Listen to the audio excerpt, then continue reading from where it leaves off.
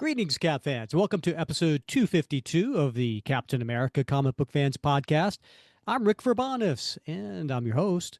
I've got a co-host. He's pretty darn good. His name's Bob Lucius. Oh, Bob,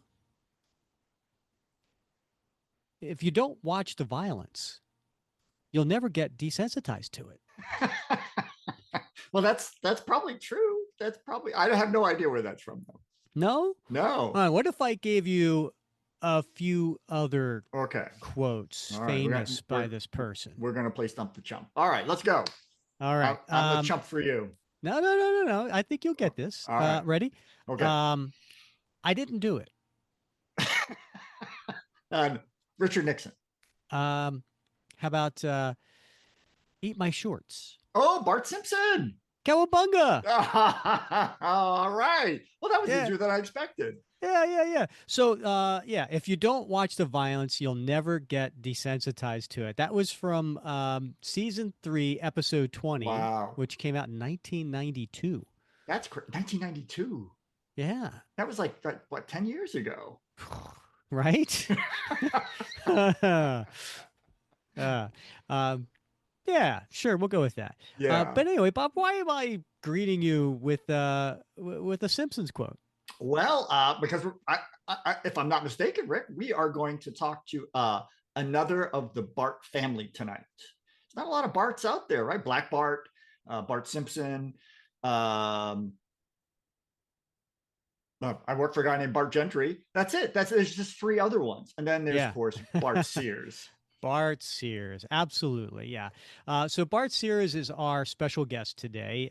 He is a legendary artist who's been around for over 10 years if we go back to the Right, 80s, right? Yeah. And he's joining the show today. Cap fans, you may know him from his work with Christopher Priest on Captain America and the Falcon about 20 some years ago.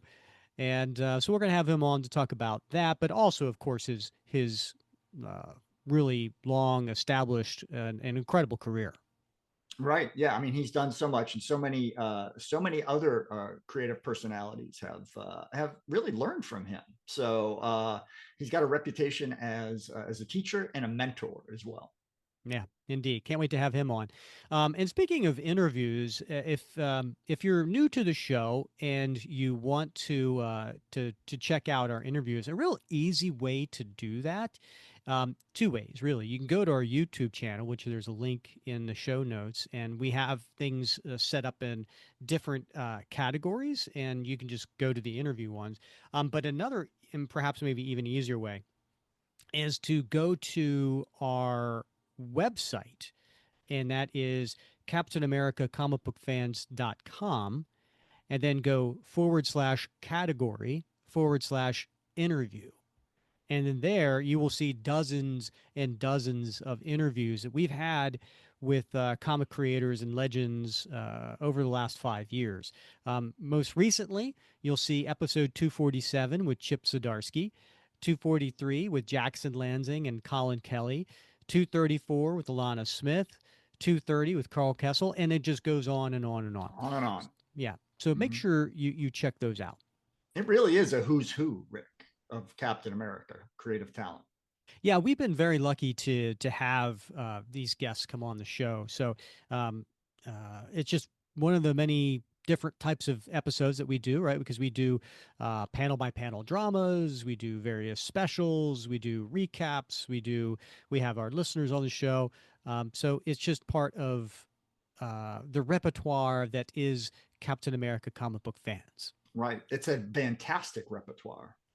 Speaking of fantastic, Bob, did you see the movie? I certainly did, Rick. Yeah, I went to see it opening night. I couldn't wait. Oh yeah, and Yeah. Did you take the whole family? I did not. I did not. I went quite late, so certainly it was well after my wife was in bed, and my son had to work that night, and so he was not in the mood to go out to the movies that night. So I had to go solo. And so, how packed was the theater at that time of night? There were 4 people. Yeah. Yeah, we saw it Friday night. My wife and my son went. My daughter couldn't make it, so the three of us went, and it was a small theater because they had it like every 45 minutes. Oh It was one of wow, those big yeah, theaters, right? yeah, And so the theater we only had maybe 50 seats, and it was yeah, probably half full. huh? Yeah, So I don't feel like we got the full energy that you right, get, yeah, because yeah, I hear people going, "Oh, we clapped at the end," or right, there was laughter at this, laughter that. Um, all right, before I give my thoughts, yeah, tell me, high yeah. level, no spoilers. Yeah. Well, I mean, I loved it, Rick. I mean, I really did enjoy it. I mean, we talked a bit, I think, offline about another big superhero film that came out just recently, Superman on the DC side, and of course, Thunderbolts just what a couple months ago. And I really enjoyed Superman. But I didn't feel like I loved it, but I really enjoyed this movie, and I think the difference was I haven't read a lot of Fantastic Four stuff, right? So I'm not like a huge Fantastic Four fan. So I didn't have expectations when I went into the movie. And I think that helps a lot, quite frankly, because I did when I went into Superman, because I grew Mm. up watching, the original Christopher Reeve movies. So going into a movie without expectations, man, I really enjoyed it, and I mean, I enjoyed learning about the characters because I didn't know that much about them. I enjoyed this new interpretation because I've seen the previous ones, and it was just a beautiful movie. I mean, it takes place in the '60s on an alternate Earth, and but just the visuals, there was something to look at in every corner, even as the action was going on. It definitely was a beautiful movie. I had a 60s feel to it. I don't know if it ever came out and said that. Did it? No, I don't. Okay. Yeah, But it definitely, because of the hairstyle and the the fashion. clothing, Yeah, yeah, the TVs, right? right. Definitely had that feel, but it also had a futuristic feel too, because of some of the things that were happening in the movie. Which, Technology, right? yeah, Yeah. yeah, there was so many different things to like about the movie. Hmm. I think overall I liked the movie. I didn't love the movie. Yeah. I there are so many different things I did really enjoy about the movie. I thought, you know, the the focus on family was really important. Hmm. Hmm. Yeah, I think there are a couple of scenes that were really intense that we hadn't seen before in an MCU movie. Um, Love the fact that they brought Herbie into it, and Yeah. they referenced a lot of villains. I thought I mean, listen, there's no surprise. Galactus is in this, Oh, and spoiler. yeah, Yeah. and they did an amazing job with Galactus. I thought um, Kirby was fantastic as Sue Storms, Hmm. She or was. I guess she Yeah. was in this movie Sue Richards. Yeah. Um, and I thought she was really good. The rest of the casting, I don't know. Yeah. I, I, I, me, my wife, and my son, we none of us felt emotionally connected with any of the characters, and I don't Hmm. know if it was because of the writing or if it was the acting. Um, so I really liked it. I'm glad I saw it in the theater. Hmm. I wish I was in a theater with 100 people because I didn't hear any laughs. I didn't Yeah. hear any gasps. I didn't hear any cheers in my theater, and I think maybe that was missing part Yeah. of it for me. I Yeah. don't know. That experience, right? Because you could just as easily be at home on the couch, I guess, if you don't have all that the other people in there feeding that energy. I think it is one of those movies I think that does bear watching again. And so, just like when I saw a Brave New World a second time, I think I appreciated it a little bit more. I certainly watched Thunderbolts a second and third time, appreciated it a little bit more, saw things maybe I didn't see before, or even heard lines that I hadn't heard before. So I'm looking for. I am going to take my boy to go see it when we get a chance, and I'm interested to see like if it hits me differently the second time around. Hmm. Yeah. All right. Maybe. And as for Superman, my wife and I really enjoyed Superman. I'd Mm-hmm. say we probably enjoyed it a little bit more, and I think because there was a little bit more of an emotional connection with the characters, the main Hmm. characters in that movie. And I'm not a Superman fan or a Fantastic Four fan. I don't really read any of those comics. The characters don't interest me, so there's no bias here. Right. Yeah. In fact, I do read and enjoy Marvel a lot more, so I would think that I would like Fantastic Four more for that reason. Yeah. But I think both movies were well worth seeing in the theater. Yeah. And definitely, as always, stick around for those mid trailer, end trailer credit scenes. That's true. Yeah. Yeah. I don't know. Are you one of those people who looks that up ahead of time, or sometimes I'm just sitting there during previews and I'm looking up? I'm like, is there, or is there a end credit scene here? Yeah. And I, especially on the non MCU movies that are, right. you know, comic book related or whatever. Yeah, well, I don't. I just assume there will be at this point because there have been so many, and I would be crushed if there wasn't at this point. Especially if I waited to the end credit trailer or the end credit scene, right? And there wasn't one, I would be seriously PO'd. I've Uh, done that a few times. I've sat through and been have like, you? "There's Yeah, nothing there," and I'm that's like, a terrible, terrible "Ah." feeling. But at least you missed the traffic, leaving the parking lot. Beat the rush.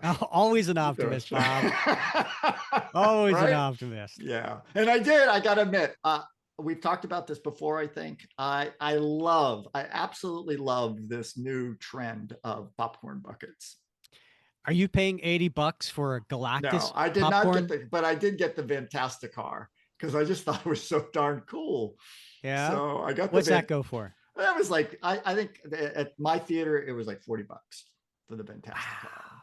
Yeah, and of course I didn't get the free popcorn that goes with What it. is wrong with you? I kept it in the bag, but it's so because it's so shiny. It's so shiny and beautiful, and but I love this. I think it's just such a neat way to commemorate these movies and the experience, and they're just kind of cool things, and I think it gives them an opportunity to be really creative in how they design these buckets. And so I was as I carried my Fantasticar out to the car, I was like, "Can I take this out to my car and come back in?" They're like, "Yeah, just take it to the car, you old man loser. Yeah, just do it, right?" What is wrong with you? You're 50 something. What do you got a Fantasticar for? But anyway, I take it out, and I was thinking to myself, man, like what would they have come up with for like the first Avenger or Civil War, Winter Soldier, any of these movies? Like what Hmm. popcorn? They didn't have popcorn buckets back then for those They would movies. have a Tesseract. Right, a Tesseract, right, or the Avengers movies, right? Like what would have been an Ultron head? Yeah, Just 100%. I would, 100%. I love to just sort of sit and imagine what those buckets would have been. Ah. Maybe I need to get a hobby. Yeah, it's like I can think of other things to sit and imagine about. But all right, that's Yeah, cool. that's right. You do you. You know what? I can't imagine keeping Bart Sears in the green room Oh, waiting any right. longer. So we should Yeah, probably let him out. right. Indeed. Hey, it's Paris. You know, I love sparkly things, right? Like stars. Duh. And thanks to Hilton and Auto Camp, I just slept under them. Picture me serving looks by the fire outside my luxurious Airstream, making s'mores with the kids, while a national park is our backdrop. The great outdoors meets Hilton hospitality. That's hot. Explore all the new ways to stay at Hilton.com. Hilton for the stay.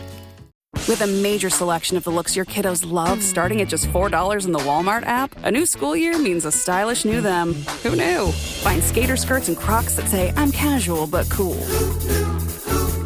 Sparkly sneakers that say, it's my classroom, you're just learning in it. And preppy polos that say, I'm the teacher's pet, even if they're mommy's menace at home. Find their favorite styles starting at just $4 in the app. The Walmart you thought you knew is now new. Our guest today is an American comic artist, toy and packaging designer, and author, known for his work on such books as Justice League Europe, Sabretooth, Exo Manowar, Turok, Spider-Woman, Warlord, and dozens of other titles for Marvel, DC, Image, Valiant, CrossGen, and more. In addition to being an instructor at the Kubert School for Art, he has also helped aspiring artists with his Brutes and Babes articles in Wizard magazine, which has been turned into a couple of books titled Drawing Powerful Heroes. He has also been in the gaming industry designing Cops, G.I. Joe, and WWF toys for Hasbro and X-Men figures for Toy Biz. Cap fans know him from his Captain America and Falcon series from 2004 with writer Christopher Priest. We're excited to have Bart Sears join us today. Bart, welcome to the show. Hey, thanks for having me, guys. It's great to be on.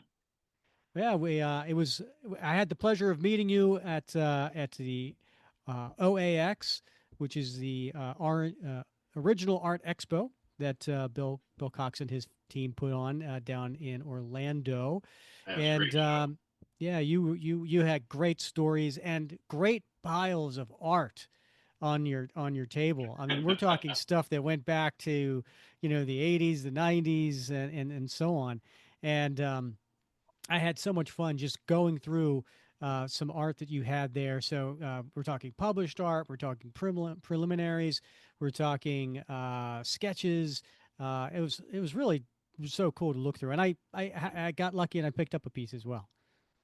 You did, yeah. I've got tons of stuff. I even found a bunch more Captain America Oh pencils wow! and roughs. Most of issue 4. I got tons of stuff.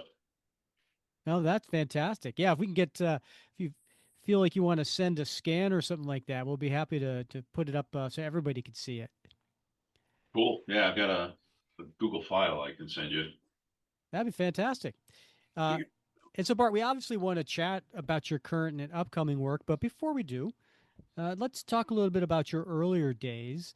Now, did you grow up reading comics, and if so, did you have a Yeah, favorite? yeah. I had a brother who was 4 years older who liked comics, so there were always some comic books around and books and novels, and I read very early. And partly because I learned to read from comics, I think, mostly. And my mom read to us constantly too. So we picked it up really quick. I mean, I think I was reading Tarzan at 6, novels. So I just loved all that pulp stuff. And the comic book stuff was, basically just drawn pulp stories. So I fell right into that. And I always loved drawing and sculpting with clay and, you know, playing around like that as a kid. And when I was 10, I saw one of those DC super specials, one of those 80-page giants or whatever, and Neil Adams had drawn a story called, I think, Shadow of the Wolf or Night of the Wolf. And it was a Batman story with a werewolf. And I saw that, and that's when I decided that I had to draw comics. So I started actively teaching myself at 10 to draw comics. Oh wow!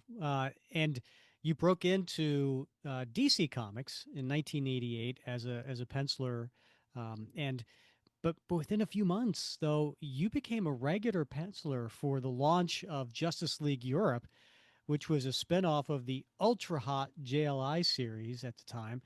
Yep. How how did you get such a plum gig with hardly any experience? Well, I actually broke into Marvel in '85 and did 3 small jobs for them and realized that I was not ready to do comics. I couldn't do the work on deadline at the quality I liked. So I got into illustration and started working for TSR and doing GI Joe paintings for Hasbro. And then I worked at Hasbro for a year and I designed all the Cops and Crooks figures. So, can And I ask you a question about the paintings for GI Joe for sure. Hasbro?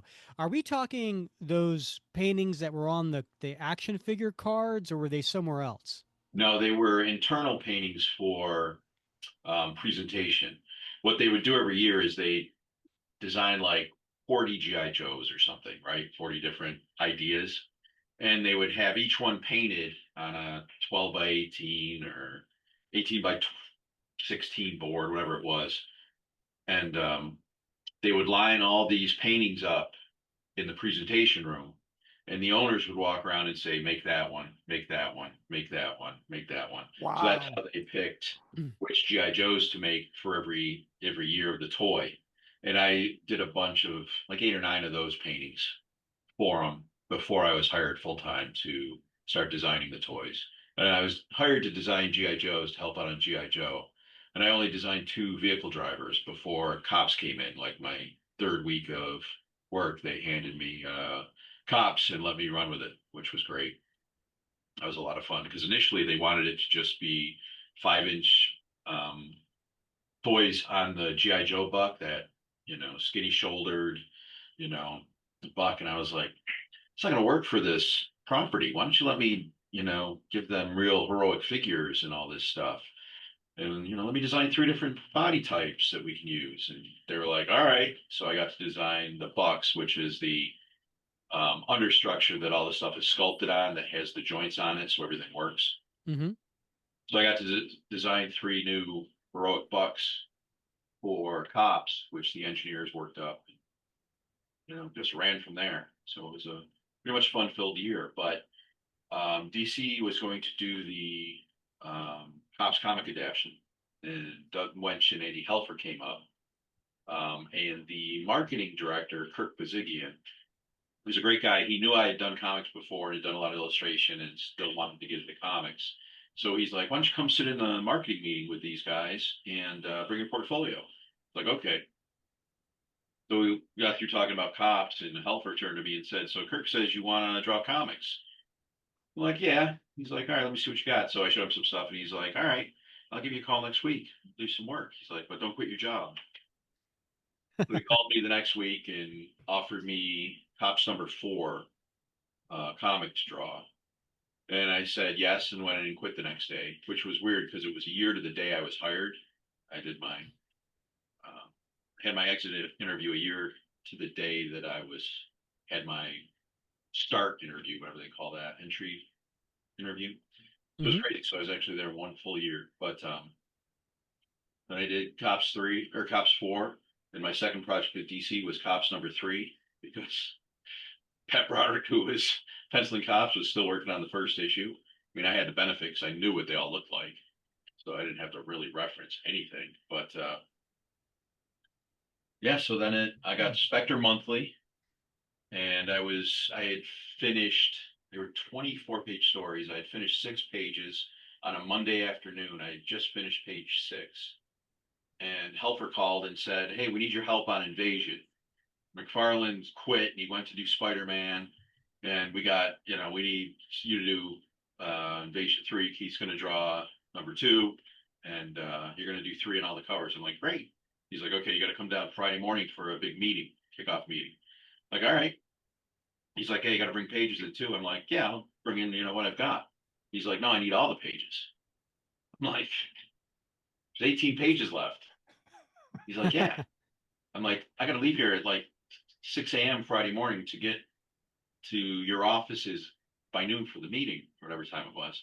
He's like, yeah, like there's 18 pages. I have Tuesday, Wednesday, and Thursday. That's 6 pages a day. He's like, yeah. So we argued like this for about a half hour, and finally I said, fine. And I banged out those last 18 pages over the 3 days and drove them in um, Friday morning, and they were awful, but they were done. And they handed me the first script for Invasion. And actually, I think the first thing they handed me was a little napkin. They had a little drawing on it of what the Invasion poster ended up being. It had the big head and the hand reaching and all the little people Yeah, I running and remember. Yeah. burning. And apparently, they were having drinks or something with Matt Groening, the guy that created The Simpsons. Mm-hmm. And he designed the poster for him on a napkin. And so they said, here, draw this. I'm like, all right. So I think that was the first thing I did for Invasion, but that was kind of an odd way to Yeah. get into Yeah. comics. But Talk about baptism by fire. 18, yeah, that many pages in 3 days. Wow. yeah, it was awful. And I felt bad because Mark Pennington, who I went to the Kubert School with, and who actually went right from the Kubert School to design GI Joes for Hasbro, he hooked me up at Hasbro with first the freelance work, and then that got me the full-time job. And so I got him as the monthly inker on Spectre. So it was his first pro gig, and then he had to ink 18 pages that I had penciled in 3 days. And it wasn't pretty. Came out, it was a competent job, but certainly not something I'm proud of. Well, But I tell you what was pretty was your Justice League Europe. Getting coming back to that, and that you landed that one. And again, JLI was hot at the time, yeah, like so much that Giffen and DeMatteis was like, we're going to go ahead and do this spinoff, and you got picked to be the penciler. I mean, that must have been a yeah. thrill. Well, it was sort of my reward for helping out an Invasion. this invasion, I had 10 weeks to do the covers and 80 pages. So I had to do 8+ pages a week, with all the DC characters. So that was maddening. Luckily, I was young and barely slept. So I had the energy to, sit there for however many hours a day was required. Um, but that's how the companies were back then. If you did them a solid, they took care of you. That's what I remember most about early Marvel and DC, at least up until they became very corporate, I guess, in the end of the 90s. They really looked out for their creators. The editors were very much, you know, this book isn't working out, so we're going to do 2 more issues of that while we get this other project ready for you. And I mean, they took care of their people, and they were very loyal. And that all went away, though, or mostly, at least in my experience. So in 1999, you started getting credit as both writer and penciler for your Blade series with Marvel. Mm-hmm. Have you spent a lot of time doing both writing and penciling? And is one or the other is your preference? I know you're well known for your art. Well, initially I wanted to be a writer, but I could never read anything I wrote, and I couldn't teach myself to type. I remember I typed a page, and it took me like 2 days to type, 1 page of text just because of, hunt and peck. And I was like, so I kind of gave that up and focused more on drawing. Of course, that was, when I was a young kid, but I always had ideas, always wanted to write, always writing stuff on the side for myself. And when I was hired to do the Blade, it wasn't a movie adaptation. It was sort of a side story to kind of go with the first movie, sort of maybe. Um, the plan was to jump right from that into Blade Monthly, and they kept hiring writers that would put in proposals, and nobody at Marvel liked any of the proposals they got, nor did I. And finally, after months and months of this, and that Blade book coming out, and waiting to start Blade, I asked if I could put forth a proposal, and they said, "Yeah, why not? Everybody else has." So I put forth the proposal, and I guess they loved it and picked it. So I started writing it and drawing it. But of course, once they had the proposal picked, they put an insane schedule on it because I wanted to pencil the actual book because I love Blade. He's one of my favorite characters, always has been, and getting a chance to kind of write him and twist him into, the way I see him was awesome. But the schedule they set, there was just no way I could do it. So I think I penciled like 4 pages, and then I did breakdowns for 2 issues or maybe 4 issues. And then I couldn't even finish the last 2 issues. So I mean, does that activate like a whole other part of the brain? I mean, it seems to me that it's a whole other creative process, the writing and the illustrating, and then trying to do both. It yeah, has to be phenomenally difficult. it's definitely two different things. I mean, and for me at least, I compartmentalize it. Writing's writing, drawing's drawing. And I did the same thing with my scripts as I do with other people's scripts, which is, and this is one thing I learned from the master Joe Kubert himself when I attended his school was once you're handed a script as a penciler, this is now your story. You can't change the story, but you have to tell it how you tell the story in the best way you think of to tell the story. That's your job. So that the script has always been the raw material for me. Add panels, change things, move things around if necessary, just to tell the story in the way I think it best needs to be told. So that's just how I've always operated. So as when I write, I write the script out and I see visually. So I'm seeing pages as I'm writing, a comic script anyways.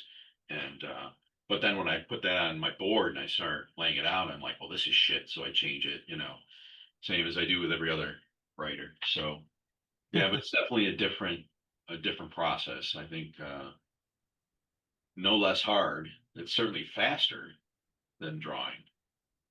Even when you struggle as a writer, it's still faster than drawing. But and I guess, I mean, you start with a blank paper as a penciler, but you've got an idea of what you're drawing.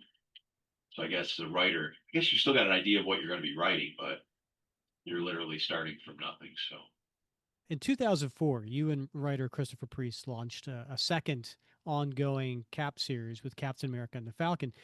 And the credits have you and Priest listed together as storytellers, as opposed Huh. to the typical writer penciler. Does that mean you were more involved with the story? Huh. I didn't ever realize that. I never read the credits. I have no idea, and I have no idea why. I did the same thing. I never spoke to him. I got the script in the mail, and I just started doing my thing to it. So I have no Well, idea why that's credited that way. Must interesting. Well, you have been credited with co-creating the character Anti-Cap, and really? yeah, yeah, I didn't know it's that either. well, what is that interaction like? Working with a writer to to create a new character. I mean, obviously, he has the idea for the essence of the character, but you have the essence for the design of the character and what he would look Yeah. like. Um, like I say, we never talked about it at all. He just wrote a description of this pseudo Captain America character, and honestly, I didn't realize that was his first appearance.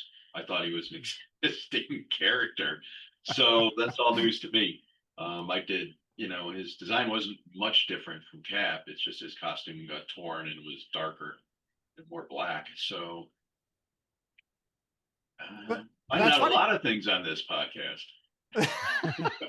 Well, that's awesome. Usually we hear that from the listeners, but not from the guests. So that's a bonus. So, I wanted to ask you about that anti-cap costume, right? Because you're trying to create a character that looks familiar, but not too Yeah, familiar. That has certain, as you mentioned, sort of darker undertones that stand yeah. in opposition to Sneer and the stuff, cap which that we Captain know. America doesn't do. Yeah. Yeah, I mean, I was wondering what that thought process was like, but maybe it wasn't that involved after all with at least with the anti-cap.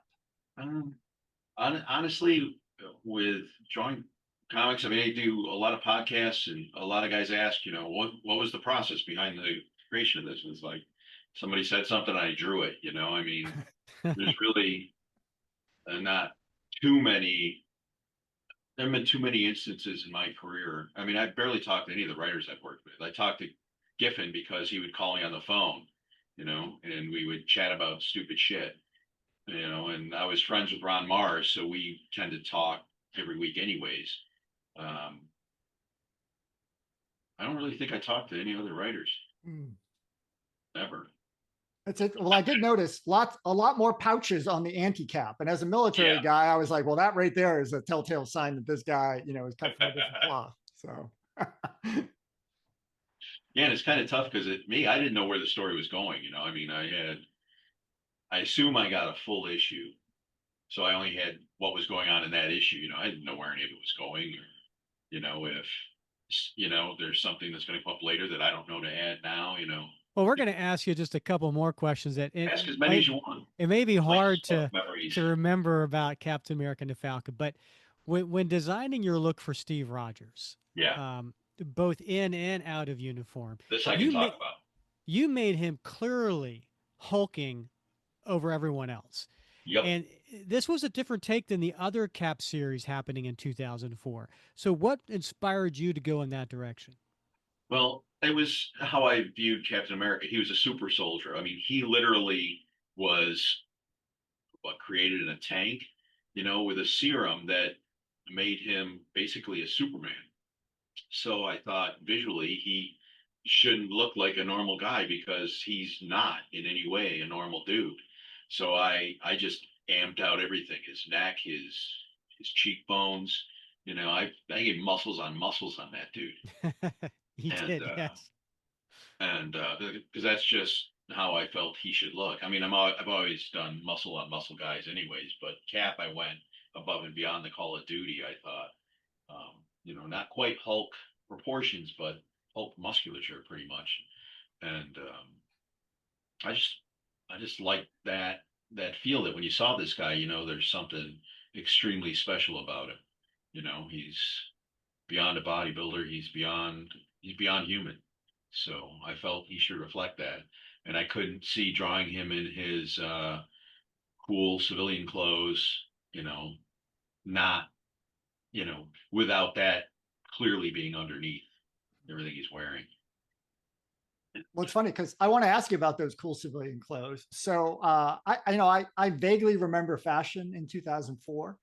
Mhm. There were the baggy pants that were still Yep. around from the late 90s and the oversized sweaters and the scarf. And then when I turn about 4 pages into issue 1, I see Steve Rogers in his civilian attire and Yep. boom, that's what he's wearing. Right. And, Yep. Rick and I, we talk a lot on this podcast, especially when we're reviewing, stories from the 70s, the 60s, the 80s, Uh, and fashion always plays a role. And I wondered, when you're drawing a character like Steve or any other characters back in 2004, do you pay particular attention to what the fashion is outside, what people are definitely. wearing, or is it just Definitely. subconscious? No, definitely.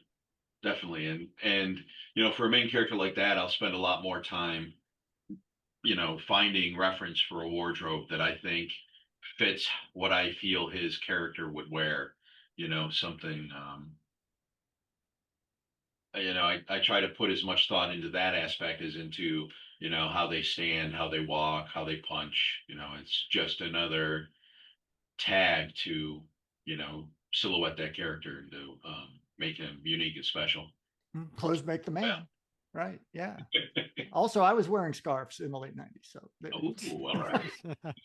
I fashion I had scarves. I had hair back then. So did I. Uh, all right, got another brother on the show. Uh, so Captain America and the Falcon continues on, but after 4 issues, you left the series. I Um, was only hired for 4. so what was that? Because I know you eventually went on to Sabretooth a Yeah. few months later, but so was it because they did? Was it one of those things where they had the other artists working on issues 5, Yes. 6, and 7 at the same time? At this point, they had no confidence anybody could actually do a monthly, which I could do. But they were just hiring for story arcs. That's. I guess it started, around that time, maybe a little before, because I was at CrossGen before that, and I think they started story arcs before that because they got so tired of books being late and all the grief they got from that, and throwing in a fill-in that made no sense. So they just made 4 issue story arcs, and that was pretty much it. Yeah, So that's why I say you know, it was 4 and this was 4. I mean, that was the plan. I did this and I was right into Sabretooth, and then I went into Weapon X, but Marvel was dragging their heels on my exclusive, and DC's exclusive came through, so I quit. Went to DC. that was that for the Warlord. Yeah, Yeah. So let's go talk about CrossGen, right? Because sure. you were an artist on several series there, but you're also the art director. Yeah, And so you were there for a few years, and then unfortunately CrossGen kind of closed down. yeah. And then so I guess take us through what's it like being at a startup company like CrossGen that has all this talent in there because I mean heck, some of these artists that left went on to have great careers doing Captain America, whether it's Steve Yeah. Epting or Mike Yeah. Perkins or and Every others. artist that came into CrossGen left better. Yeah, All of them did. It was a I don't know, some kind of spinner. I mean, everybody got spun around and came out better at the end. It was a grinder. I mean, part of it was the studio atmosphere, which wasn't for everyone. Some people loved it like I did. Some people didn't like it so much, and uh, but you had to put your work up on the wall every day. Of each um, book was split into a quad, so the penciler, inker, colorist were all in one quad, and on an outside wall they each had to put up their art for the day. 'Cause you're supposed to do a page a day, ideally, and so you walk around and see what everybody has been doing. So it was, nobody wanted to put up a page that wasn't, top notch. So it really, I think everybody just was so focused doing their work that, I mean, that's why the books were so good. At least artistically, they were all top of the line books, and I thought it was great. My first 3 months there was great. I'd go in at 8 or 9 and be done at 3, 4, or 5 and home, and nothing else to do for the day. It was awesome. I love that structure. But then as I got more and more into dealing with more art directing stuff, that sweet life went away as most of my day was spent putting out fires and working with production and doing all kinds of stuff. So I would kind of pencil early in the morning and then late at night. I think you did the first. That was Yep. right, and then you did the path. At Yep. what point were you the art director? Uh, about 3 months into the first, I was Oh wow, not a early on. name. I was an assistant art director, but I was doing a lot of the daily stuff. Hmm. And then eventually, after the path, Alessi just let me focus on just being art director. So my schedule eased up considerably. At that point, I didn't have to pull double duty and double hours. So So, as art director, now we've had Mike Perkins on the show a few times. As art director, did you ever have to lay down the hammer on Mike? no, no, not on Mike. Yeah, he's a professional. Really is. Yes, Yeah. He is. yes, he Uh, is. how about Steve Epting? Nope, never Steve either. Steve was a head down, I'm gonna do my stuff and get the heck out of here kind of guy. Mhm. Nope, How about Geis? nope, nope. Butch always got his stuff done on time, no problem. There you go. All the cap artists. There you go. They Yeah. they Yeah. We know what we're Discipline. doing. yeah, Discipline. Not just anyone can do Captain America. That's right. that's true.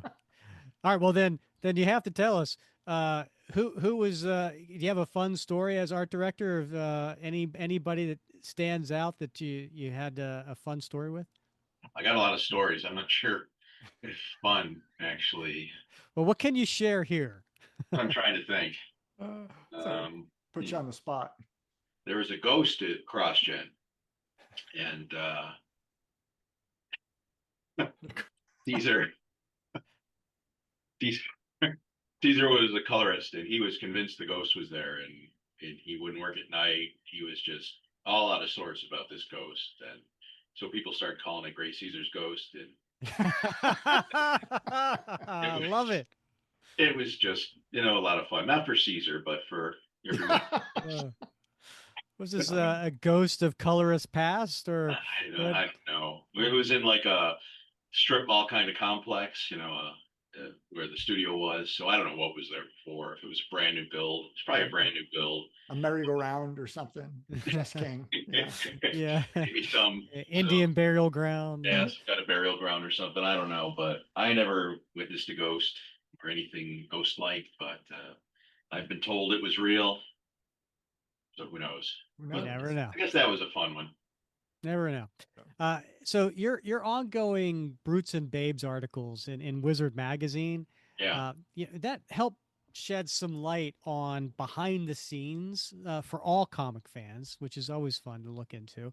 But it also helped give tips and inspire a lot of up and coming artists. And you turned those articles into a couple of books titled "Drawing Powerful Heroes with Bart Sears." Yep. And you've had a long list of artists who have credited your tutorials as helping them with their career. So, what inspired you to do these tutorials and collect these into books? Initially, um, I was involved with Wizard Magazine from very early on, before it was the first issue came out. There's the first book. It's when I've got stuff from notes and stuff I made for some changes. And I was doing covers and a bunch of stuff, and Gareb Shamus, who owned Wizard, asked me one day, this is number two. I'm actually working on number three. I've got bits and pieces of it all over there. But he asked me if I wanted to do a drawing column. And I was like, sure. And he's like, just come up with something and we'll run it. So I came up with Brutes and Babes, and I was teaching at the Kubert School at the same time um, as this was happening, which was nice because I found I really enjoyed teaching. And one of the things I loved most about teaching was the back and forth, was questions. Because as you sit and draw, you don't really think about what you're doing. It's piecework. You're paid by the piece. The faster you do it, the more you get paid, essentially. And so you don't really, you just, after you're doing it, you're just doing it. You aren't even thinking about why you're making decisions. So when it came time to do the tutorials, I thought it was important to kind of explain the why. Not so much this is how you do it, but why are you making this decision? Why are you choosing this over that? That kind of thing. So that's how I kind of approached those tutorials. And that didn't come fully formed. That's as I started doing them, that's how I um, figured out kind of what I was doing. That came to me that it was more of a why than a how. And at least that's what I tried to do. And it took off in Wizard. It became their favorite, the fan favorite section of the book. And after I stopped doing it and Wizard went away, I had all these tutorials sitting around. And when I restarted Ominous Press with my business partner, we decided why don't we revitalize these tutorials. So I updated them and expanded them and did new ones and new art and all kinds of stuff.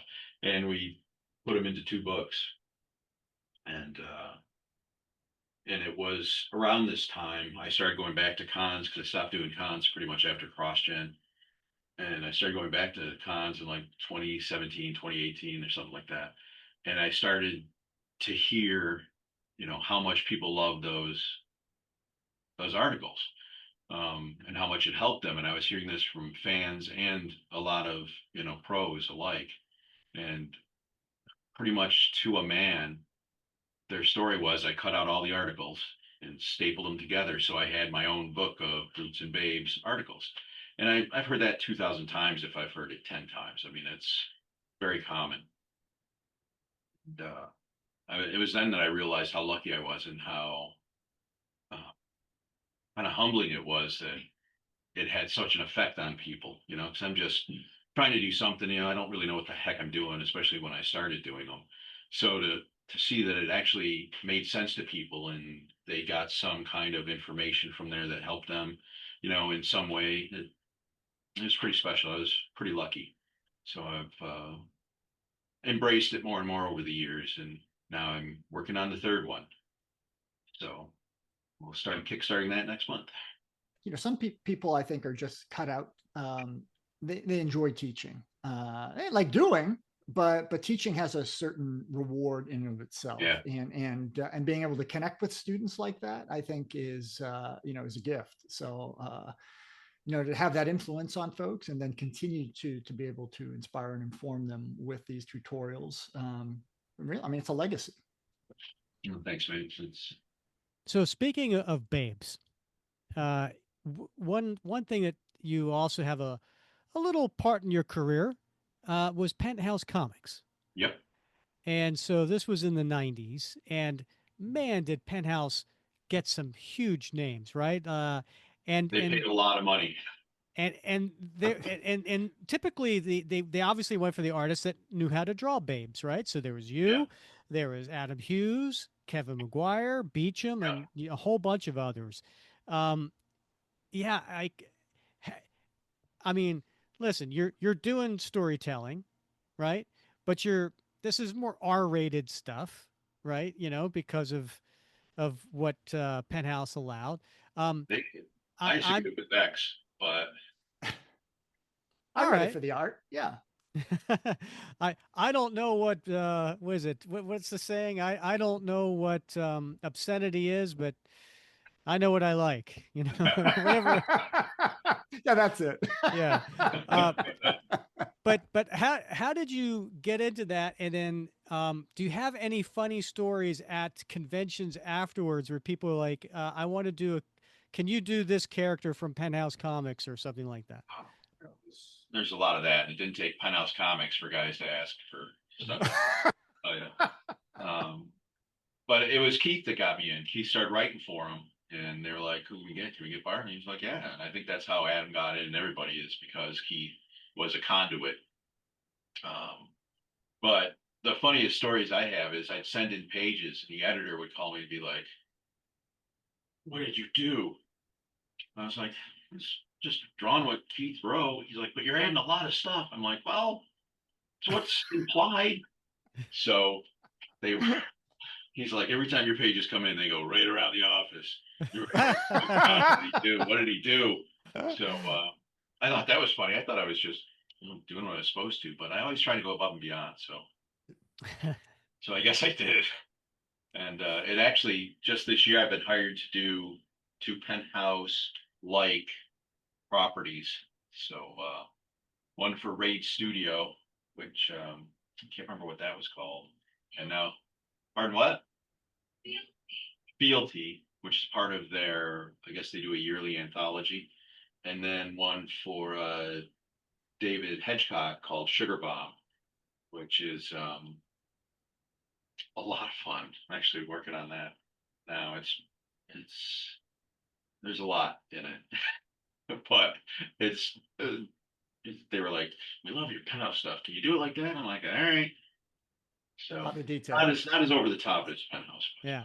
All right. So, listeners, from what you may have heard, was Bart's wife Michelle, who, off camera, she yelled an answer, and Michelle's a lovely lady. I had the chance to meet her at OAX, and as I mentioned previously about all the different artwork that is laid out on Bart's table, among the artwork is a portfolio or two that has some R-rated stuff in it, you know, and I gotta tell you, so I'm going through different portfolios, and I grabbed that one, and I'm going through it, and then Michelle's standing right there, and I gotta tell you, I'm just as a little uncomfortable.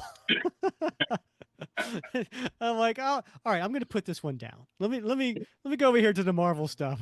I'll be back. When are you going to lunch, Michelle? Well, we do have a few questions from some of our listeners, Awesome. Bart. And first one is from Mark Domeyer, who asked, Bart, you draw very sculpted characters, which I really enjoy. I think about your art on XO Man o' War from Valiant Comics and wonder if or how much you think about other characters you've drawn when starting a new assignment.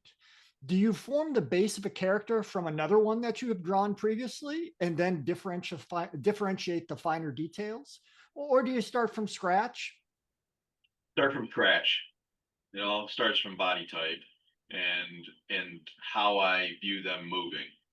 I used to say, I can see the figure in my head and I can turn it around, it can move, it can do all this stuff. And I can do that. That's where I start to visualize how this character is going to stand, what's their body shape, how are they more lean, more muscled, are they slim waisted, are they thick waisted, whatever that is. I will say when I first started drawing women, my first job for Marvel in 1985 was drawing biker chicks. And when I got into comics, I did not want to draw women.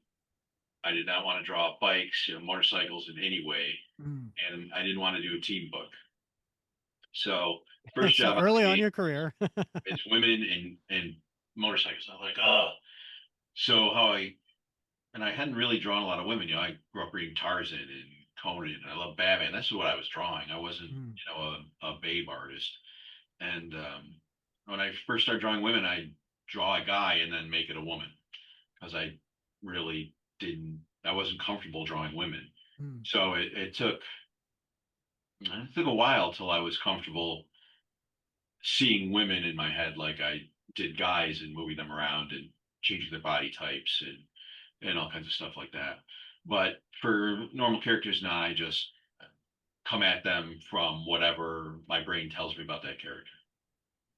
Have you always had that capability to see visually in your head figures? Because not everyone has that. I mean, I think so.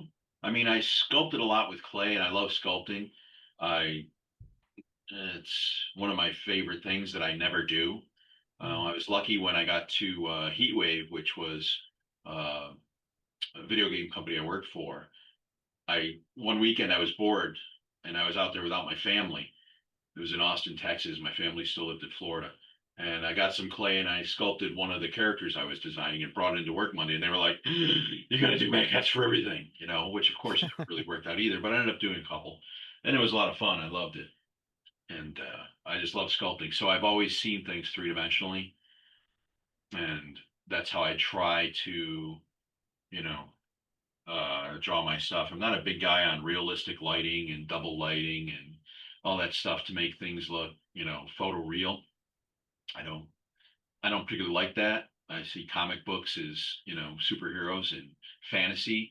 So I draw them, as superheroes and fantasy. I dive into that 9 head tall figure, which, maybe some basketball players are, but that's about it as far as humans go. So I lean more that way. And I think the sculpting really helped build how I construct figures and see figures from an early age. Uh, when you say that early on that you weren't comfortable drawing women and you would draw men and then change them into women, Yeah. um, it how did you do that with Power Girl? Because early on in your career, right, you were Well, I drawing think, Justice League Europe. Granted, she had some muscles. yeah. Well, by then I was several hundred comic pages in. I don't know how many exactly, but I'd done a lot of comic work. So I'd kind of worked through that uncomfortability, that whatever it was that I was not comfortable drawing women. So by the time I got to Justice League, it was pretty much just straight women. I did find out that Helfer, because of course, I dove in fully, and Wally Wood famously would draw her breasts larger every issue subtly. So I was doing that with Wonder Woman. And what I didn't realize, because I never really looked at the books when they came out, is whenever pages would get in, and Helfer would take out his number 2 pencil, erase her boobs, and draw them smaller. I was like, what? I found that out like in issue, I don't know, 20 or something. I'm like, you're kidding me. He's like, no, I've been doing it so long. I'm like, butthead, but probably a good thing. We have another listener, a patron of the show, Aaron Paul. He asks, Bart, your details and layouts are crazy, and I, like many fans, appreciate the detail in your work. In 2025, I like to keep a tight budget when it comes to my pull list, but I make the exception for eye-catching variant covers. Do you have any characters you would like to do some variant cover work on? Hmm. Let's see. Um, I really don't honestly like doing covers. I like doing interiors, but I do a million covers. I just started working with Conan, so I just did a cover for them that will be out. I don't know exactly when that's coming out, but and it won't. I don't think it's a variant cover. I think it's just a main cover. But I don't know if I have too many variants coming out in 2025. What I'd like to do, tell you, I'd like to do an Invincible variant. That'd be awesome. Oh, really? Yeah, I Now, love buying now, stuff. yeah, Ryan Ollie, he draws Invincible more slender. Yeah, But that's not your style. How or I don't you know. think I drew Spider Woman. She was pretty tiny. When I draw Spider Man, that's he's true? not too all whacked out, and so it just depends on the character. I mean, if I got a chance to make a superhero a big tough guy, I'd do it. But maybe that's what I've been hard to do. Like when I did Dark Knight 2021 and or 21, 22, and 23, I decided to draw Batman how people would remember him rather than maybe how he realistically was. So I made him, and I guess he kind of was pretty Dark Knighty. Frank Miller, big, kind of lunky Dark Knight. But that was my thought process for him there. But no, I've done some Invincible sketches, and commissions. It's pretty slender. What's one of the more popular commission requests that you get? Power Girl, she's really popular. Wolverine, a lot of Wolverine requests. Um, I get a lot of strange requests. Like a guy really wanted to see my take on The Rifleman, that old 60s TV show. Yeah, wow. And I just did a V for Vendetta at this last convention. I get a lot of requests for Blade sometimes. Uh, Sometimes Captain Atom. A few Batmans. I'm trying to think. I think probably Wolverine is the most requested, though. We have one last listener question from Okay. Carlo Olivar, and he asks, first of all, I'm thankful for your body of work. Discovered you through Wizard Magazine and enjoyed all your covers and columns. always wanted to see your take on Cap and was elated to see you on Cap and Falcon. I would like to know more about who your artistic influences are and if you have a preferred inker.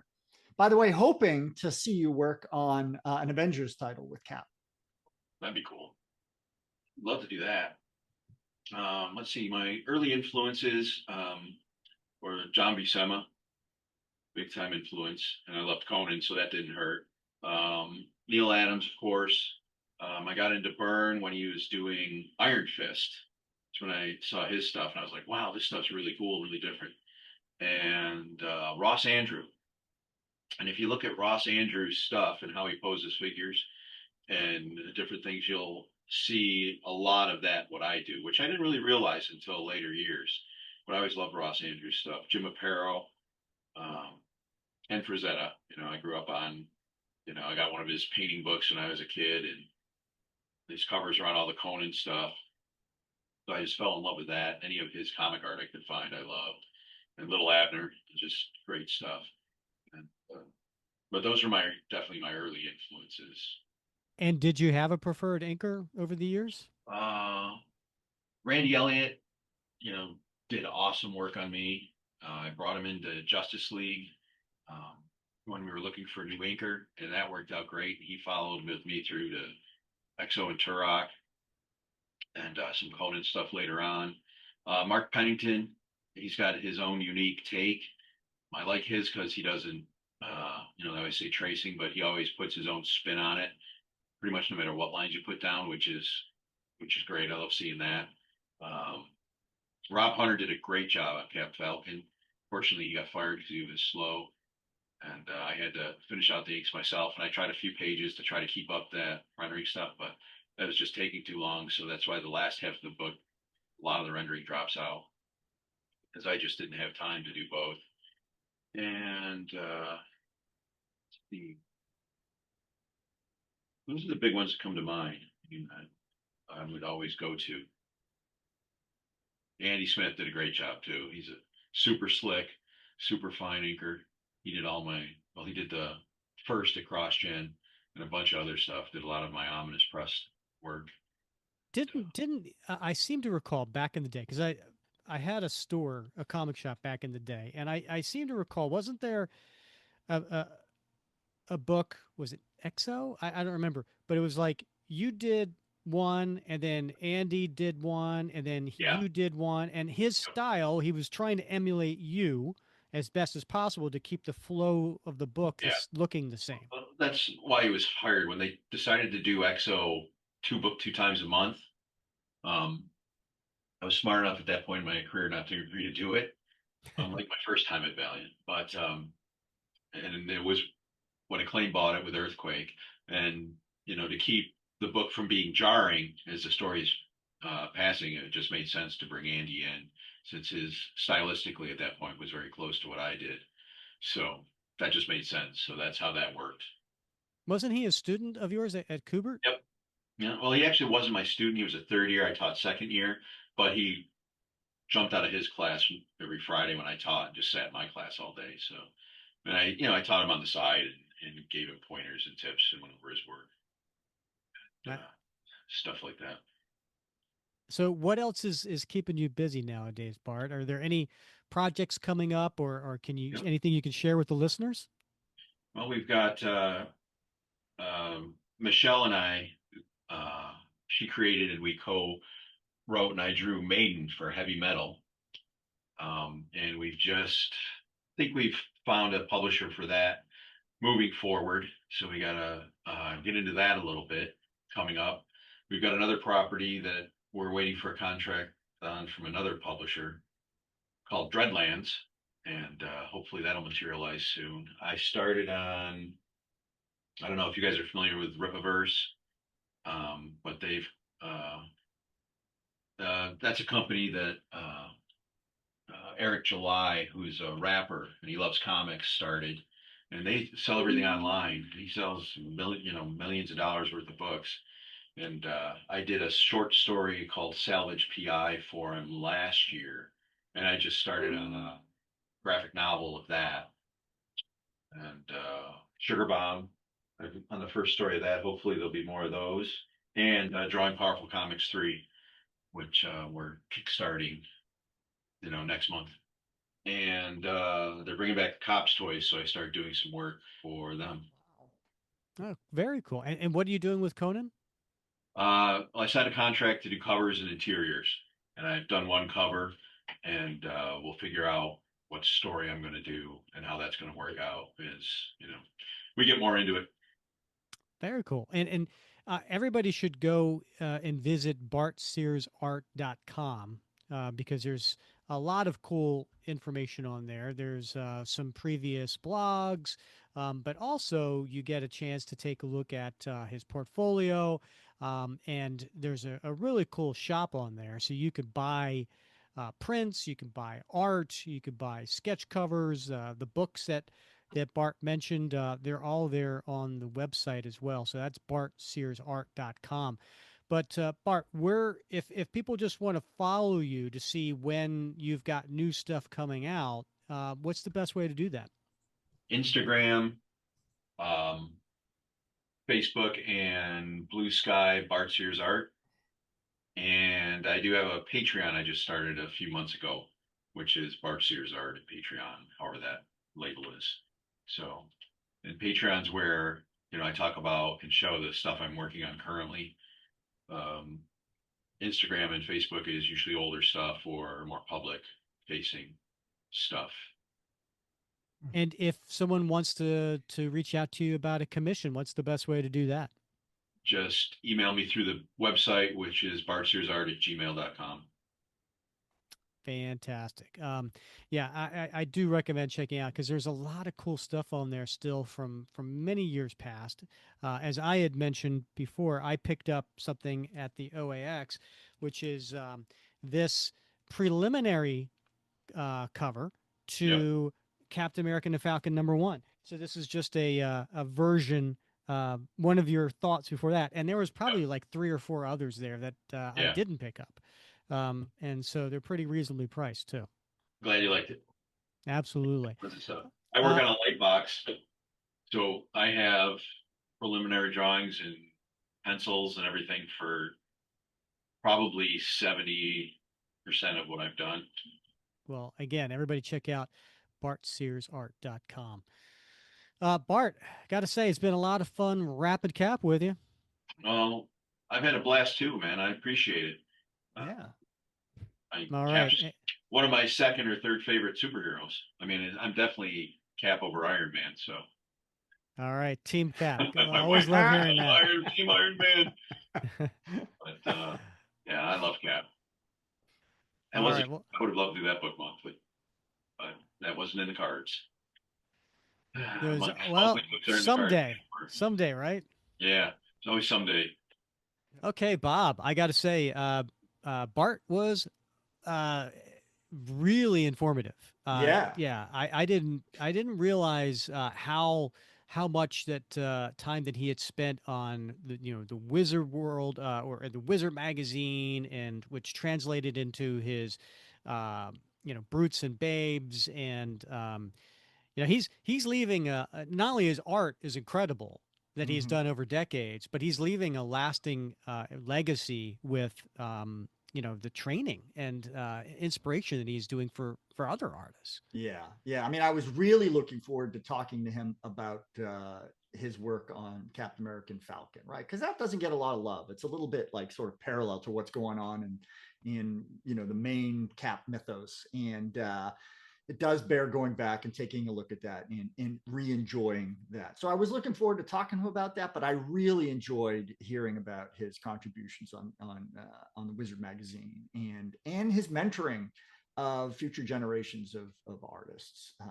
That stuff I didn't really know, and maybe a lot of folks don't. Maybe some do, but I really enjoy that because you're right. He's leaving a legacy that is going to survive him in so many ways.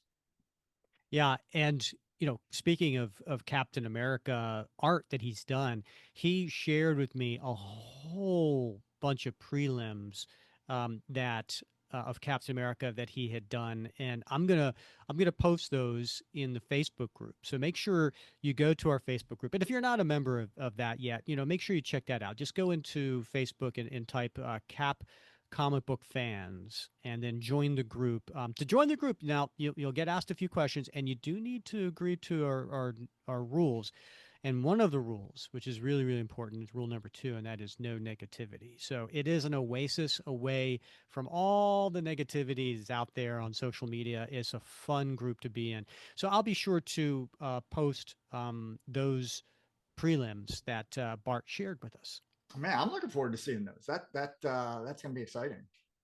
All right, Bob. Next episode, make sure everybody come back for the next chapter in the Captain America Becomes Nomad series. We're going to be doing part 7, which is Captain America 182. Came out in 1974. And if you're a little behind, make sure you go back and listen to part 6. That was in episode 248. I love this series, Rick. We're having a lot of fun with the Nomad series, so you don't want to miss it, listeners. Absolutely. Oh, and by the way, if you were listening to this and you were like, hey, there are people who sent in questions that for Bart, how do I get in on that? That's simple. You just need to become a supporter of the show, and for I think it's what, $5 a month, which is the cost of a comic book. You can support the show, and not only do you get to find out who our guests are going to be on the show prior, but you also get to submit a question to the guest, as well as you get some other cool perks. None less cool than our "What Would Cap Do" challenge coin. So we send this out after you've been a supporter of the show after 3 months, as well as a lot of other perks. And if you want to learn about those perks, just go to buymeacoffee.com/Cap Comic Fans. And also, if you want to have your question just answered at the end of an episode, you can email us at capcomicfans@gmail.com. And as always, we appreciate you rating, reviewing, and subscribing wherever you listen to us. Bob, any final words? I just can't wait to next week, Rick. It's always a joy to be with you and with our listeners. All right. He's Bob Lucius. I'm Rick Verbanis, and you have been listening to another episode of the Captain America Comic Book Fans Podcast.